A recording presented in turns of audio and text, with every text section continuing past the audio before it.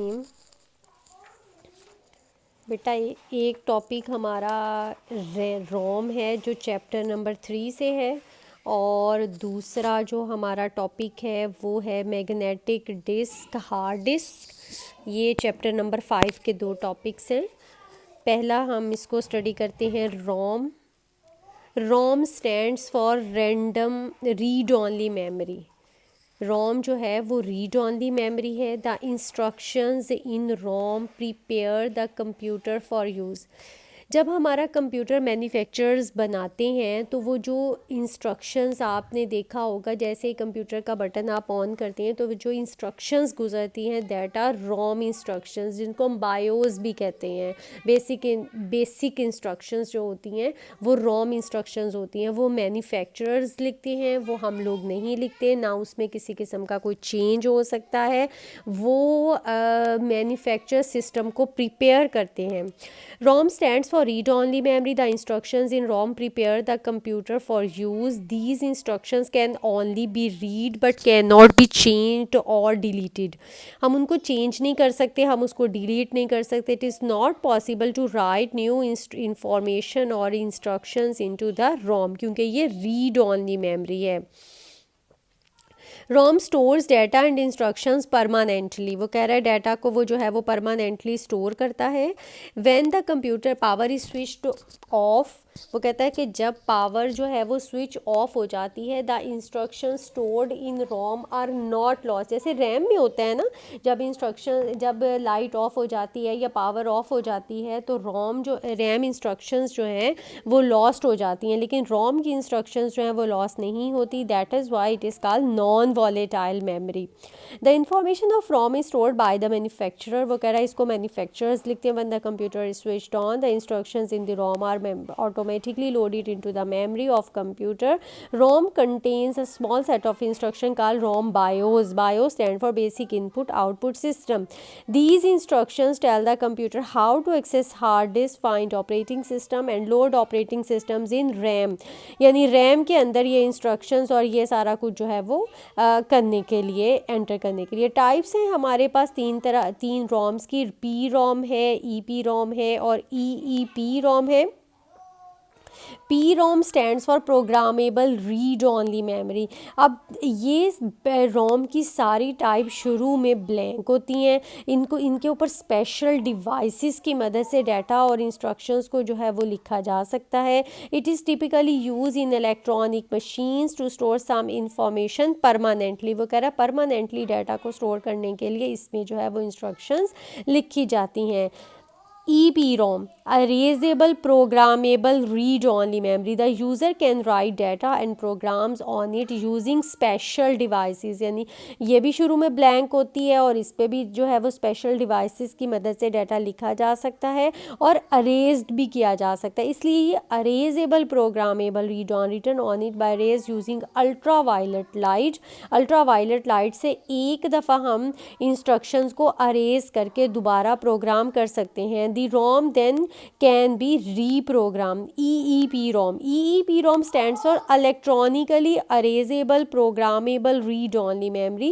In this memory, user can erase and write instructions with the help of electrical pulses. वो कह रहा है pulses की मदद से डाटा जो है वो इसमें जो है वो होता है फ्लैश मेमोरी जो है, इसमें बार बार डाटा जो है वो अरेज हो सकता है। Multiple times rewritten to EEPROM multiple time. It is typically used to store BIOS for the computer system.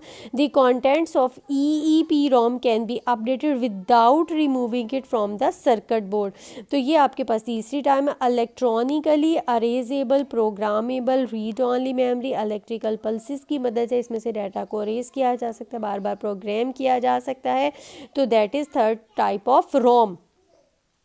Next ये चैप्टर नंबर 5 से पहला आर्टिकल जो हमने करना है that is magnetic disk. Magnetic disk use magnetic material to store data, instructions, information on disk surface. The data on magnetic disk is stored in tracks and sectors. ये देखें track जो पूरा गोल है वो ट्रैक कहलाता है और उस पूरे गोल स्ट्रक्चर में से एक पीस जो है वो आपके पास that is called sector.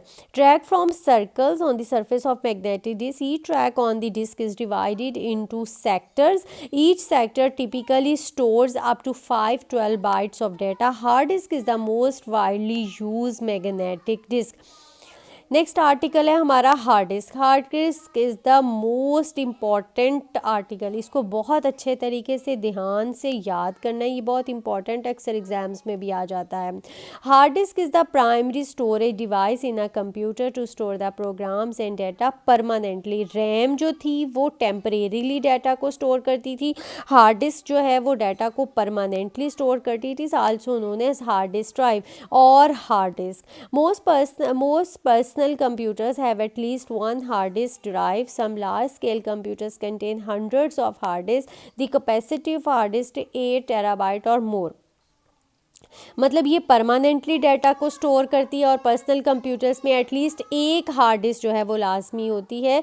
The traditional hard disk is a type of magnet. It is also fixed disk because it is fixed in the computer system unit. It consist of several circular disk called platters.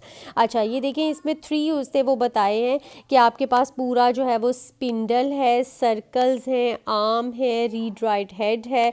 ये platters उसने दिखाए हैं जो उसके 1 2 3 जो हैं वो उसके प्लेटर्स हैं. और ये सर्कुलर होती है, सर्कुलर डिस्क होती है. इसमें प्लेटर्स होते हैं जो कोटेड होते हैं मैग्नेटिक मटेरियल के. The platters are stacked on the top of one another enclosed in sealed case. इसको फिक्स्ड डिस्क इसलिए कहते हैं क्योंकि ये सिस्टम यूनिट के अंदर होती है और हम इसको नॉर्मली रिमूव नहीं करते. जैसे फ्लॉपी डिस्क है निकाल लेते हैं, डाल लेते हैं, सीडी है निकाल लेते हैं, लेकिन ये नॉर्मली ये फिक्स्ड होती है इसलिए इसको फिक्स्ड डिस्क भी कहा जाता है. Each platter has 2 read-write heads, one for each side. The hard disk also has arms that moves the read-write head to the proper location on the platters to read and write data. वो कह रहा है data को read write करने के लिए इसमें जो है इसको घुमाते हैं और आर्म जो है वो उसको प्रॉपर लोकेशन पे जो है वो ले आता है जिससे वो डाटा जो है वो रीड राइट हो सकता है. आर्म्स उसको रोटेट करके प्रॉपर लोकेशन पर ले आते हैं. The platters in the hard disk typically spin at a high rate between 5400 to 15,000 revolutions per minute. तो वो कह रहा है इतनी तेज़ी से जो है ये रिवॉल्व करते हैं और डाटा जो है वो प्रॉपर जो रिक्वायर्ड डाटा है वो उस प्रॉपर लोकेशन पर आता है. हार्ड डिस्क की परफॉर्मेंस ये भी बहुत इंपॉर्टेंट है, अच्छे तरीके से इसको देख लें. Following factors effect the performance of hard disc. Seek time, it is positioning performance. It is a time required by read-write head to reach the correct location on the disk.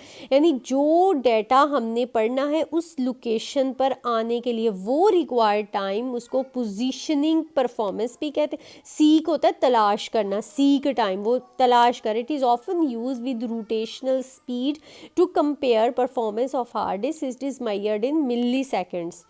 Spindle time, it is also called transfer performance. इसको कहते हैं वो transfer, वो position proper पे आ गया. अब transfer, it is speed at which the drive transfers data. अब जिस स्पीड से डाटा पढ़ रहे हैं, ये लिख रहे हैं या पढ़ रहे हैं, रीड कर रहे हैं या राइट कर रहे हैं, ये उसकी स्पीड जो है वो आपके पास ट्रांसफ़र परफॉर्मेंस आ जाएगी. रेवोल्यूशंस पर मिनट पे मैयर होती है. Latency time, it is a time required by the spinning platter to bring the desired data to read write head. यानी वो प्लेटर जो मूव स्पिनिंग होता है, मूव करता. स्पिनर प्लेटर जो है वो जब डिज़ायर्ड डाटा जो रीड राइट हेड के नीचे आ जाता है तो वो टाइम जो है वो लेटेंसी टाइम होता है. It is measured in milliseconds. इसको हम मिली सेकेंड्स में मेजर करते हैं. हाँ जी, ये हमारे पास डायग्राम है उसकी. हार्ड डिस्क डाटा स्टोरेज वो कह रहा है कि divided into tracks and sectors. इसके अंदर क्लस्टर्स हैं, 2 और more sectors combine to form cluster. यानी पूरा गोल सर्कल ट्रैक होता है और उसके बाद जैसे उसने ये थोड़ा सा डार्क कलर बनाया हुआ है सेक्टर्स में, ये सेक्टर है और उसके बाद 2 या मोर सेक्टर्स को मिला के जो है वो क्लस्टर बनता है. Thank you.